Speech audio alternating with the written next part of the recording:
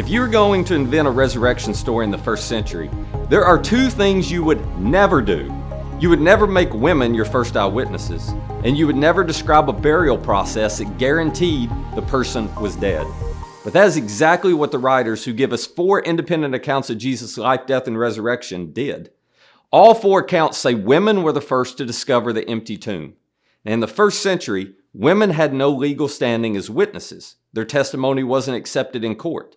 So if this story had been fabricated, that detail would be a liability and not an asset. And then there's the burial. Jesus' body was washed, it was tightly wrapped in linen, and it was covered with about 75 pounds of myrrh and aloes. Once applied, the linens hardened, they formed a rigid casing around the body. So between the trauma of crucifixion and the burial process itself, survival was impossible.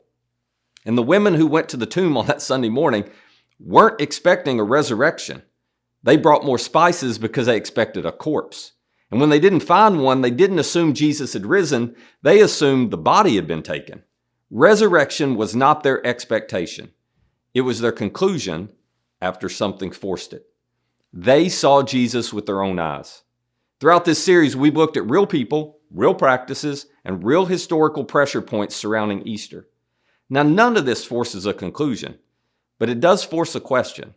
If Jesus was truly dead, carefully buried, and not expected to rise, why did so many people so quickly become convinced they had seen him alive? That is not a religious question. It's a historical one. And the next step for you may not be belief, but it should be honesty. It should at least be intellectual curiosity.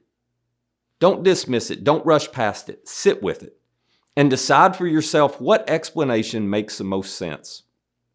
If you want some support as you do that, just know we're here to help. Reach out and let us know. Happy Easter.